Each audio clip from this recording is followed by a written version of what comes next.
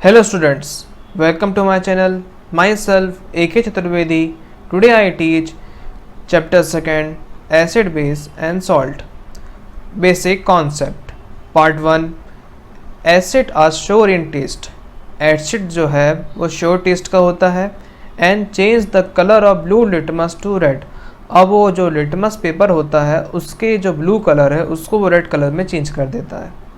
Second point है base are bitter in taste. Bases जो होते हैं वो बिटर होते हैं टेस्ट में and change the colour of red litmus to blue. और वो रेड लिटमस पेपर जो होता है उसे ब्लू में चेंज कर देते हैं.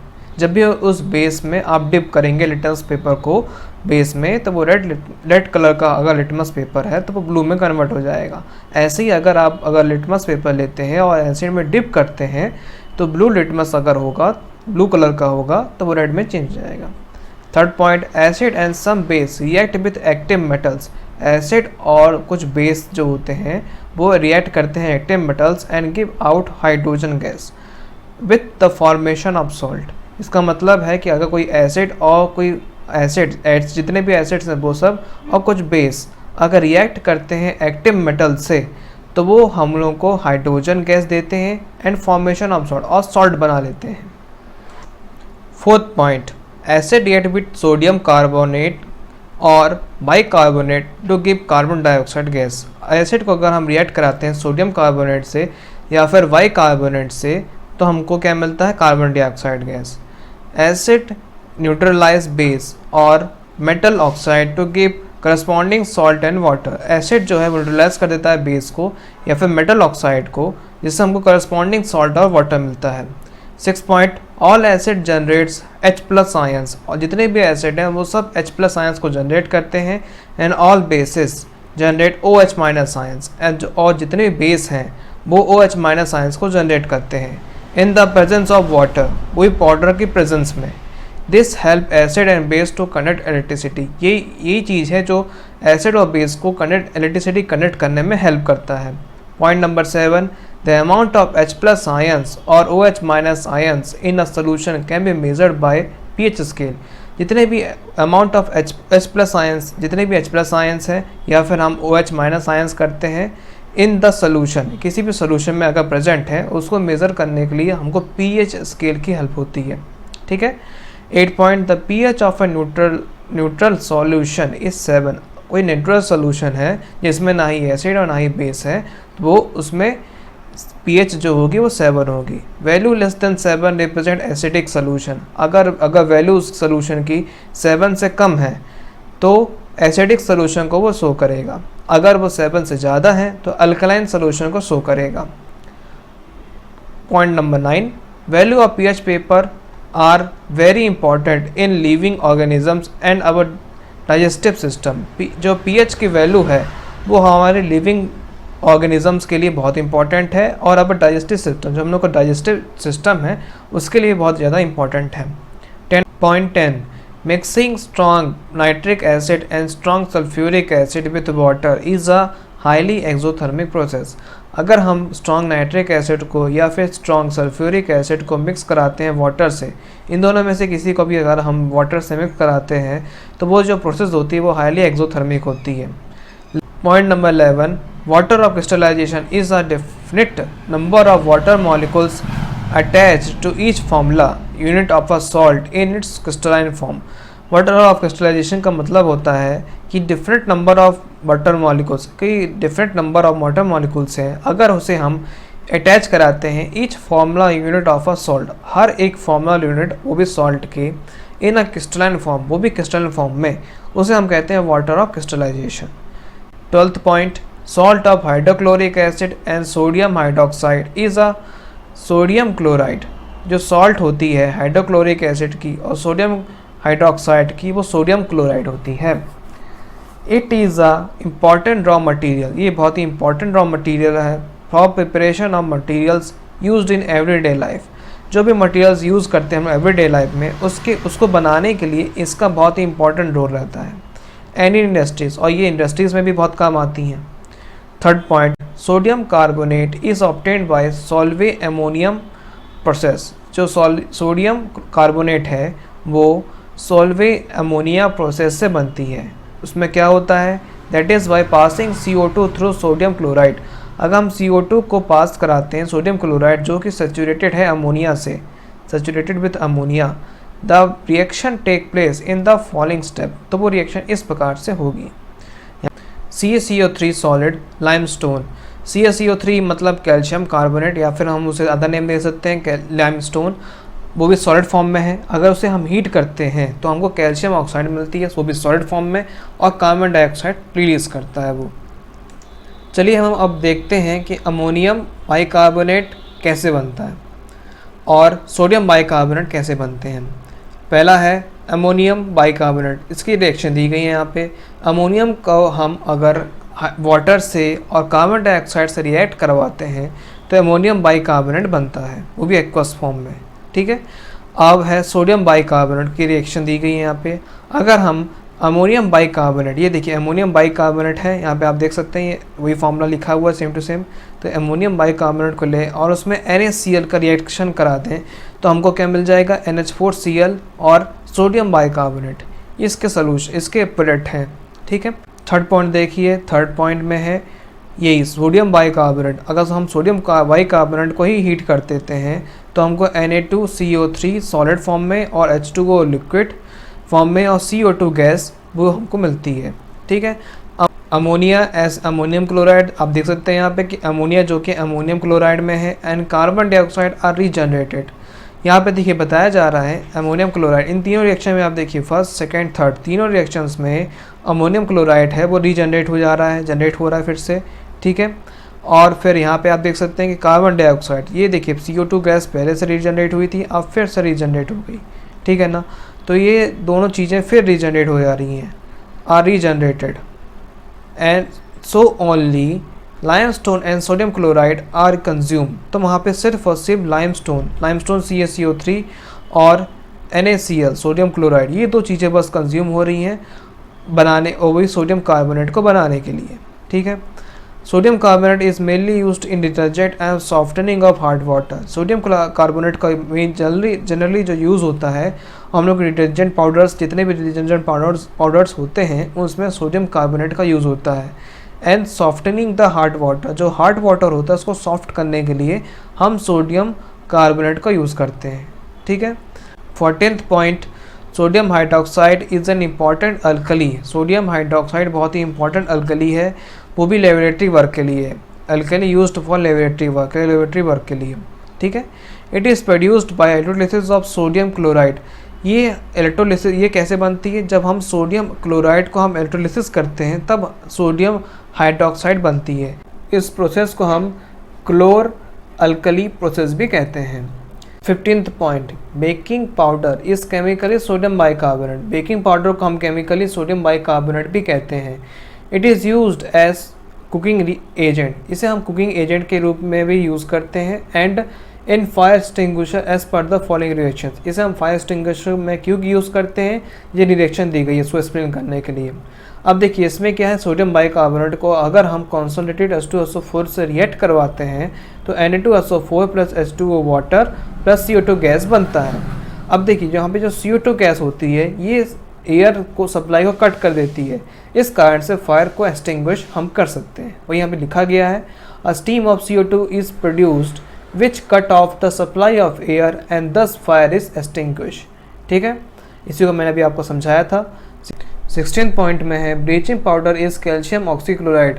ब्लीचिंग पाउडर को हम कैल्शियम ऑक्सीक्लोराइड भी कहते हैं। It is prepare by passing chlorine gas over slaked lime for long time. ये कैसे बनता है, जब हम क्लोरीन गैस को, जैसे क्लोरीन गैस है और ये जो है सेल डिरिम इसे हम कह सकते हैं, उसमें अगर हम इसे पास करते हैं क्लोरीन गैस को वो भी बहुत लंबे समय तक के लिए, तो वहाँ पे कैल्शियम ऑक्सीक्लोराइड बनता है। जैसे यहाँ पे दिया गया इसका फॉर्मूला होता है CaOCl2 सॉलिड फॉर्म में, साथ में वाटर बनता है H2O लिक्विड, वो भी।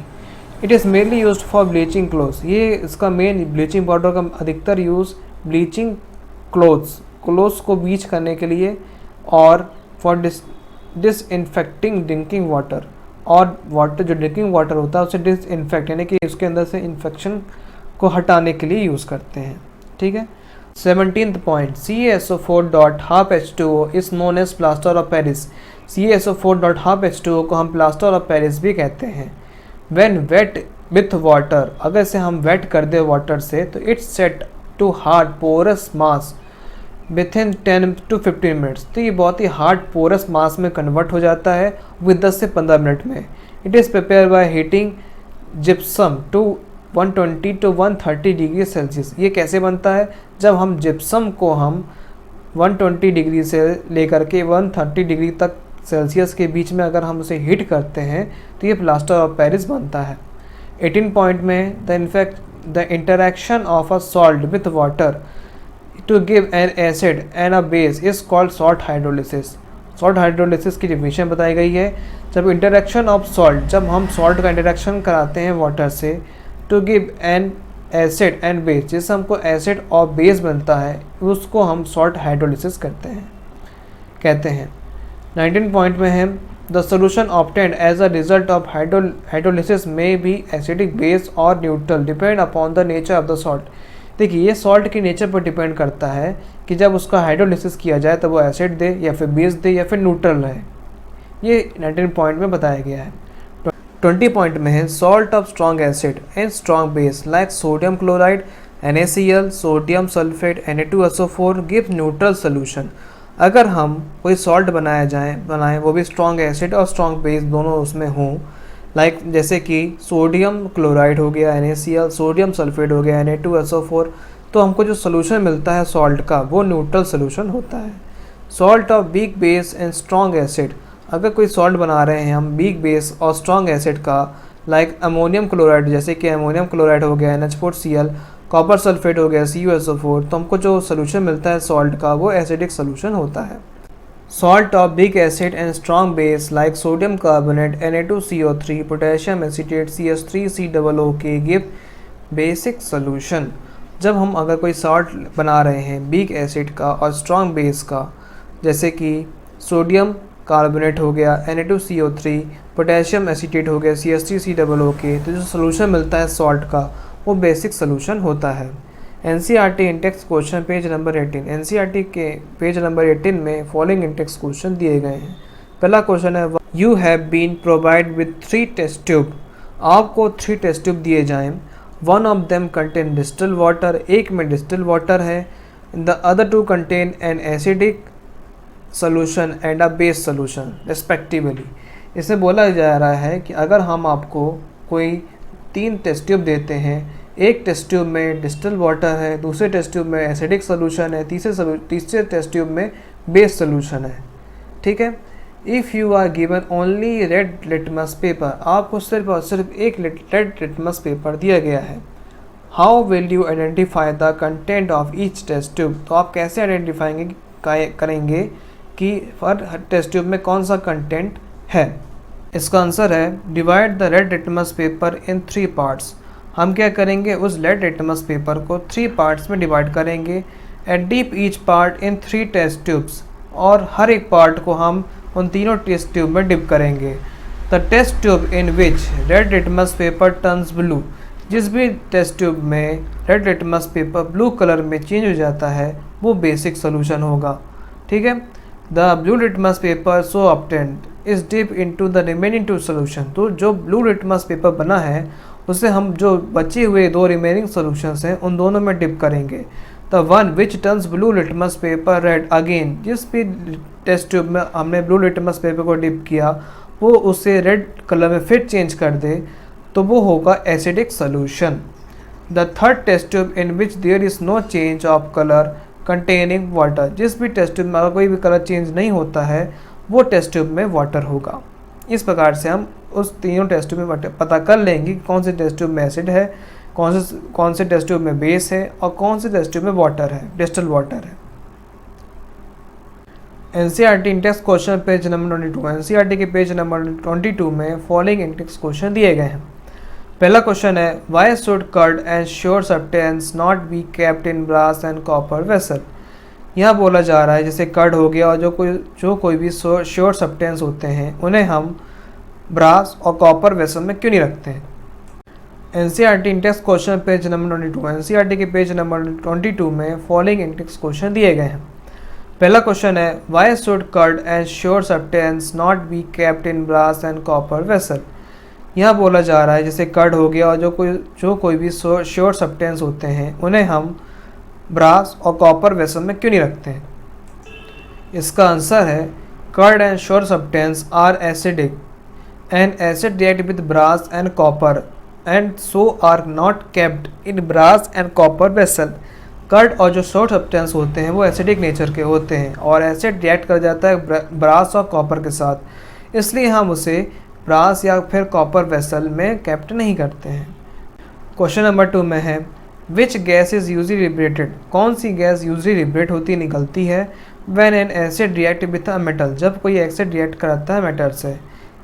इलिस्ट्रेट विथ एन एग्जाम्पल, उसे आप एग्जाम्पल दे के समझाइए। How will you test for the presence of this gas. आप ये कैसे टेस्ट कर सकते हैं कि कौन सी वो गैस निकल रही है रिएक्शन में। या और इस क्वेश्चन को हम दूसरे तरीके से इस प्रकार से पूछ सकते हैं name the gas liberated when an acid react with a metal. Illustrate your answer with an example. Give the balance equation for the reaction involved. How would you test the gas evolve? ये इसी question को दूसरे form में इस प्रकार से भी लिख सकते हैं। इसका आंसर है first H2 gas is liberated when acid react with metal. H2 gas liberate होती है, निकलती है बाहर जब कोई एसिड रिएक्ट करता है मेटल से। सेकेंड पॉइंट में इसका एग्जाम्पल है टेक सम जिंक ग्रेन्यूल्स। जब हम कुछ जिंक के ग्रेन्यूल्स ले लें, इन्हें टेस्ट ट्यूब में डाल दें। Add about 5 ml dilute hydrochloric acid, उसमें हम 5 ml डाइल्यूट हाइड्रोक्लोरिक एसिड को डिप कर दें, डाल दें स्लोली, वो भी स्लोली धीमे धीमे से। Soon the reaction between zinc and hydrochloric starts and hydrogen gas is involve. देखिए जैसे ही उसमें हाइड्रोक्लोरिक एसिड हम डालेंगे जिंक के ग्रेन्यूल्स में, धीमे धीमे रिएक्शन स्टार्ट होगी और ZnCl2 और H2 गैस रिलीज होगा। ठीक है। Third point test of H2 gas. हम ये कैसे टेस्ट करें कि जो गैस निकल रही है वो H2 गैस है, इसके बारे में यहाँ बताया गया है। H2 gas is not soluble in water. H2 gas जो होती है वो वाटर में सॉल्युबल नहीं होती है। व्हेन पास थ्रू सोप, जब भी उसे हम सोप सोल्यूशन से पास कराते हैं, सोप सोल्यूशन से, it get trapped into bubbles, तो वो बबल्स में ट्रैप्ड हो जाती है। विच बर्न्स विद एक्सप्लोजन, जो कि बर्न करता है वो भी एक्सप्लोजिव से, एक्सप्लोजन जैसे। ठीक है। यहाँ उसके बारे में बताया गया, आप देख सकते हैं कि फिगर में यहाँ पे हमने क्या किया कि हाइड्रोजन गैस बबल्स यहाँ बन रहे हैं। यहाँ पे इसमें जिंक ग्रेन्यूल्स को डाला और उसमें धीमे धीमे डाइल्यूट हाइड्रोक्लोरिक एसिड को डाल दिया हमने। ठीक है। उसमें हाइड्रोजन गैस ये बन रही है, ये बबल्स बन के ऊपर गए, ये पूरे हाइड्रोजन गैस जो है पूरी यहाँ पे आ रही है, वो भी इसको हम फिर सोप सोल्यूशन में डिप करा दिए, तो सोप सोल्यूशन से ये बबल्स बन के निकल रहे हैं बाहर। और जब ये बबल्स जब ऊपर जाते हैं, उसमें अगर हम कैंडल पास में लाते हैं, जलती हुई कैंडल अगर हम जैसे ही पास में लाएंगे वो बंद करेंगे एक्सप्लोजिव से। इस प्रकार से हम ये हम कह सकते हैं कि जो गैस बन रही है वो हाइड्रोजन गैस ही है। ठीक है।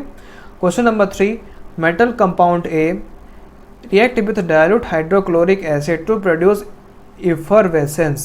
The gas involved extinguish a burning candle. Write a balanced chemical equation for the reaction if one of the compound formed is calcium chloride.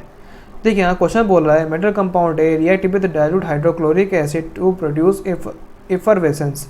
एक कंपाउंड ए है, उसको हमने डाइल्यूट हाइड्रोक्लोरिक एसिड में react करवाया, तो वो क्या बनाता है effervescence. The gas involve extinguish a burning candle, तो जो गैस इन्वॉल्व हो रही है वो एक्सटिंग्विश कर रही है बर्निंग कैंडल को। Right a balance chemical equation, तो हमें वहाँ पे एक बैलेंस केमिकल इक्वेशन लिखना है for the reaction.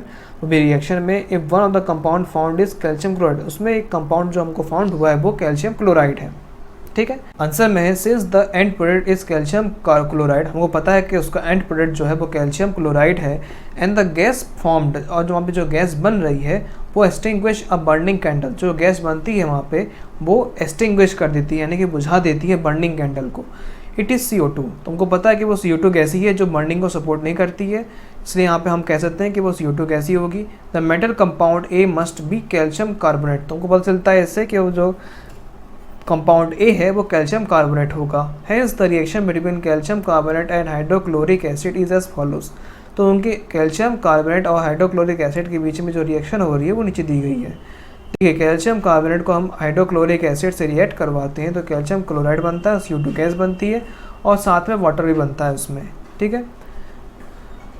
NCERT Intex question page number 25। NCERT page number 25 में फॉलोइंग इंटेक्स क्वेश्चन दिए गए हैं। पहला है why do HCl, HNO3 etcetera so acidic character in aqueous solution while solutions of compounds like alcohol and glucose do not show acidic character। यहाँ question में बोला जैसे कि कंपाउंड हो गया HCl, HNO3 वो शो करते हैं acidic character in aqueous solution, acidic character show करते हैं वो भी वाटर के सोल्यूशन में, एक्वस सोल्यूशन में। While solution of compounds like जैसे, लेकिन जब हम देखते हैं कि जो सोल्यूशंस होते हैं अल्कोहल के और ग्लूकोज के वो एसिडिक करेक्टर को शो नहीं करते हैं। इसका आंसर है H+ ions in aqueous solution are responsible for acidic character. जो देखिए एसिडिक करेक्टर का वो H+ आयंस रिस्पॉन्सिबल होते हैं। जब कोई एक्वस सोल्यूशन में H+ आयंस होंगे तो उसे हम एसिडिक करेक्टर या फिर एसिडिक सोल्यूशन कह सकते हैं। HCl, HNO3 etc. generate H+ ions in water while C2H5OH and glucose do not do so, hence do not show acidic character। लेकिन हम ये जानते हैं कि HCl, HNO3 जो है वो H+ ions रिलीज़ करते हैं, तो वो H+ ions वाटर में शो करते हैं, इसलिए हम उसे एसिडिक करेक्टर कह सकते हैं। जबकि अल्कोहल C2H5OH, ठीक है, ये अल्कोहल है, और ग्लूकोज वो H+ आयंस को रिलीज़ नहीं करते हैं, इसलिए वो एसिडिक करेक्टर को शो नहीं करते हैं। क्वेश्चन नंबर 2 में देखिए why does an aqueous solution of an acidic conduct electricity. जब कोई एक्वस सोल्यूशन है ऑफ एन एसिड, तो जब कोई सोल्यूशन होता है एसिडिक नेचर का वो इलेक्ट्रिसिटी को कंडक्ट क्यों करता है, ये क्वेश्चन बोला गया है। आंसर है acidic gives ions in aqueous solution. Acid क्या करते हैं, आयंस को देते हैं एक्वस सोल्यूशन में, and in solution current is carrying through ions. तो करंट कैसे आता है वहाँ पे सोल्यूशन में, आयंस के जरिए, ठीक है। 10 aqueous solution of N acid conduct electricity. इसलिए हम कह सकते हैं कि जो एक्वस सोल्यूशन होते हैं एसिड के उसमें इलेक्ट्रिसिटी होती है। Question number 3 why does dry HCl gas not change the colour of dry litmus paper. हम यहाँ पे बोला गया कि अगर कोई ड्राई HCl गैस है उसे वो लिटमस पेपर का जो कलर है वो चेंज क्यों नहीं करती है, क्यों नहीं चेंज कर पाती है। इसका आंसर है the dry HCl gas do not generate H+ ions. तो जो ड्राई HCl गैस होती है वो H+ आयंस को जनरेट नहीं कर सकती है, hence does not change the colour of dry litmus paper. इसलिए वो लिटमस पेपर का कलर को चेंज नहीं कर पाती है। 4 है why dilute an acid, diluting an acid, while diluting an acid, why is it recommended that the acid should be added to water and not water to the acid। यहाँ पे बोला जा गया है कि अगर हम जब भी डाइल्यूटिंग करते हैं किसी एसिड को तो बोला जाता है कि एसिड में recommended that acid should be added to water. तो वहाँ पे बोला जाता है कि आप एसिड को वाटर में डालिए, not water to the acid, ना कि वाटर को एसिड में डालिए। ऐसा क्यों बोलते हैं, जब भी आप देखे होंगे लेबोरेटरी में, जब भी आप एक्सपेरिमेंट करने गए होंगे आपको टेस्ट ट्यूब दिया गया होगा, उसमें बोला जा रहा होगा कि आप उसमें एसिड डालें। तो एसिड डालने से पहले आपको जो इंस्ट्रक्टर होते हैं यहाँ पे लेबोरेटरी के, वो आपसे पहले बोलते हैं कि टेस्ट ट्यूब में पहले पानी भरिए, पानी डालिए, उसके बाद उसमें एसिड डालिए। तो यहाँ क्वेश्चन बोला कि ऐसा क्यों कहा जाता है। आंसर में है where an acid is mixed with water there is evolution of large amount of heat therefore acid is slowly added to water. इसमें बोला गया कि जब भी हम एसिड को वाटर में ऐड करते हैं तो वहाँ पे large amount of heat produce होती है। Acid is slowly added to water, इसलिए हम वहाँ पे एसिड को बहुत ही स्लो प्रोसेस में ऐड करते हैं। If on the other hand water is added to acid it might spill on of your body and clothes due to explosion and evolution of sudden and large amount of heat. यहाँ पर इसका मतलब ये है कि जब भी हम अगर वाटर को ऐड किया जाए एसिड में तो वहाँ पे सडन बहुत ही जल्दी large amount of heat produce होती है, बहुत ही ज़्यादा अमाउंट ऑफ हीट प्रोड्यूस होती है कि एसिड वाटर टेस्ट ट्यूब से निकल करके आपके ऊपर भी गिर सकता है, आपके क्लोथ के ऊपर गिर सकता है। इसलिए बोला जाता है कि जब भी आप टेस्ट ट्यूब लें, अगर एसिड को वाटर से मिलाना है तो पहले वाटर आप रख लीजिए टेस्ट ट्यूब में, फिर उसके ऊपर धीमे धीमे आप एसिड को मिलाएं, तब आपको कोई दिक्कत नहीं होगी, वहाँ पे कोई आपको नुकसान या फिर कोई भी प्रॉब्लम नहीं आएगी आपको पास। Question number 5 how is the concentration of hydronium ions H3O+ affected when a solution of an acid is diluted। इसका आंसर है when a given amount of an acid is added to water। जब कोई given amount of acid को हम add कराते हैं water में, there are fixed number of hydronium ions per unit volume of the solution। तो हमारे fixed number of hydronium ions होते हैं per unit volume of the solution के। On dilution the number of hydronium ions, तो जब dilute करते हैं तो जो number of hydronium ions per unit volume decrease होने लगते हैं and concentration of hydronium ions decrease हो जाता है इस कारण से। अब क्वेश्चन नंबर 6 में देखिए, how is the concentration of hydronium ions OH affected when excess base is dissolve in the solution of sodium hydroxide.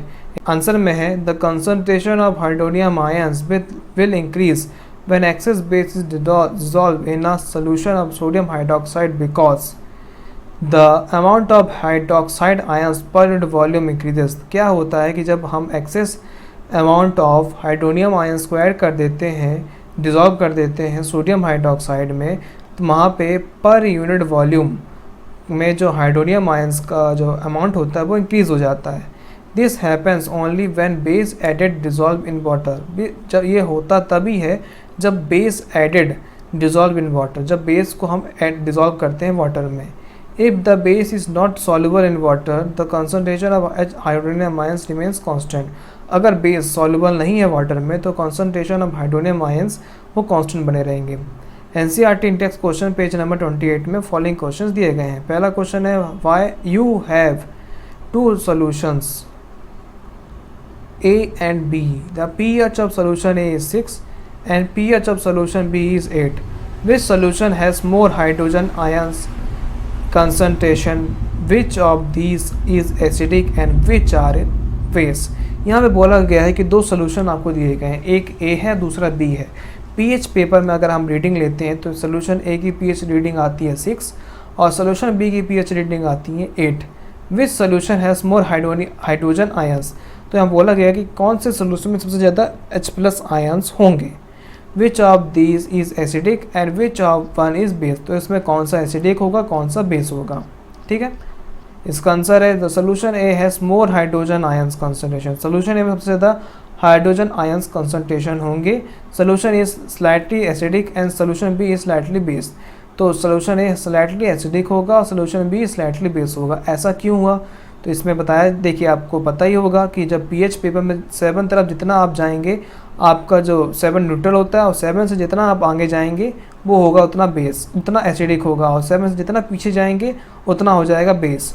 तो 7 से यहाँ पे आप देख सकते हैं कि यहाँ पे 8 है, यहाँ पे तो B बेस होगा। 7 से आगे चला गया तो बेस हो गया, और 7 से पीछे जितने भी जाते हैं वो सब एसिड होते हैं। तो आप देख सकते हैं कि यहाँ पे 6 है सोल्यूशन ए का pH, तो ये इसलिए एसिडिक होगा। एसिडिक में सबसे ज़्यादा H+ आयंस होते हैं और बेस में सबसे ज़्यादा OH- आयंस होते हैं। इसलिए यहाँ पे बोला गया था कि which has more hydrogen ions. तो हाइड्रोजन आयंस सबसे ज़्यादा किस में होंगे, एसिडिक वाले में, एसिडिक वाले में यानी कि सोल्यूशन ए में। इसलिए यहाँ पे सोल्यूशन ए को हाइड्रोजन आयंस बोला गया सबसे ज़्यादा, और सोल्यूशन ए को स्लाइटली एसिडिक बोला गया और सोल्यूशन बी को बेस बोला गया। क्वेश्चन नंबर 2 में देखिए, what effect does the concentration of H+ ions has on the nature of the solution. देखिए यहाँ क्वेश्चन में बोला गया कि कंसंट्रेशन ऑफ H+ आयंस का क्या इफेक्ट होता है नेचर ऑफ द सोल्यूशन में, सोल्यूशन के नेचर में। More the concentration of H+ ions higher the acidic nature of the solution. इसका सिंपल आंसर है जितने ज़्यादा सबसे ज़्यादा H+ आयंस होंगे उतना ज़्यादा वो एसिडिक होगा, और जितने सबसे ज़्यादा OH- आयंस होंगे उतना ही ज़्यादा वो बेस होगा। तो यहाँ पे क्या है, H+ आयंस सबसे ज़्यादा है तो इसमें यहाँ पे बेस बोला गया, इसमें यहाँ पे एसिडिक बोला गया, एसिडिक नेचर बोला गया है। क्वेश्चन नंबर 3 बोला गया, do basic solution also have H+ ions, if yes then why are these base. देखिए आंसर में है base solution have H+ ions. Basic solution में भी H+ आयंस होते हैं, but there are far less in number. उसमें H+ ions होते हैं लेकिन बहुत ही लेस अमाउंट में होते हैं OH- आयंस के कंपेयर में। And the excess of OH- ions count for their basic nature. और जब से ज़्यादा OH- आयंस होने के कारण उससे हम बेसिक नेचर कहते हैं। Question number 4, under what soil conditions do you think a farmer would treat the soil of his field with quicklime, calcium oxide और साल्कलिम, कैल्शियम हाइड्रोक्साइड और चॉक कैल्शियम कार्बोनेट। अब इसका आंसर है plants work well in pH range 8 to 6। Plants जो हैं 6 से 8 pH की range के बीच में अच्छा वर्क करते हैं। So when soil become acidic, जब भी सॉइल फील्ड जो है वो एसिडिक नेचर की हो जाती है तो फार्मर ट्रीट करते हैं सॉइल फील्ड को विद बेस से ट्रीट कर देते हैं उसको, ठीक है। बेस कौन से हैं, जैसे कि क्विकलिम हो गया, सेल्फ हो गया और चॉक से ट्रीट करा के उसे बेसिक नेचर में कन्वर्ट कर देते हैं, जिससे उसका पीएच फिर से 6 से 8 के बीच में मेंटेन हो जाता है। एनसीईआरटी क्वेश्चंस पेज नंबर 33 में एनसीईआरटी के फॉलोइंग क्वेश्चन दिए गए हैं। पहला क्वेश्चन है what is the common name of the compound CaOCl2। CaOCl2 का कॉमन नेम क्या है? तो उसका आंसर है ब्लीचिंग पाउडर, से हम ब्लीचिंग पाउडर भी कहते हैं। Question number 2, name the substance which on treatment with chlorine yield bleaching powder. कौन सा सब्सटेंस है जब भी उसको हम ट्रीट कराते हैं क्लोरीन से तो वो ब्लीचिंग पाउडर प्रोड्यूस करता है? इसका आंसर है लाइम वाटर। थर्ड क्वेश्चन है name the sodium compound which is used for softening hard water. तो कौन सा ऐसा सोडियम कंपाउंड है जो वाटर को सॉफ्ट करने में या फिर हार्ड वाटर को सॉफ्ट करने में काम आता है? आंसर है सोडियम कार्बोनेट। फोर्थ क्वेश्चन है what will happen if a solution of sodium hydrocarbonate is treated, give the equation of the reaction involves. अगर देखिए क्वेश्चन में बोला गया है कि जब हम क्या होता है जब हम सोल्यूशन ऑफ सोडियम हाइड्रोकार्बोनेट को ट्रीट कराते इस हीटेड उसे हम हीट करते हैं। सोडियम हाइड्रोकार्बोनेट को जब हम हीट करते हैं तो क्या होता है? Give the equation of the reaction involves. तो वहाँ पे कौन कौन सी रिएक्शन इन्वॉल्व होती हैं? आंसर में sodium hydrogen carbonate on heating give sodium carbonate. जब भी उसे हम हीट करते हैं तो सोडियम कार्बोनेट बनता है and CO2 gas is involve. तो वहाँ पे CO2 गैस इवॉल्व्स होती है। यहाँ पे देखिए रिएक्शन बताया गया उसके बारे में 2 times NaHCO3 gives Na2CO3 plus CO2 plus H2O। यहाँ पे देख सकते हैं आपकी वाटर बन रहा है, कार्बन डाइऑक्साइड बन रही है और Na2CO3 बन रहा है। ठीक है, सोडियम कार्बोनेट इसे कहते हैं।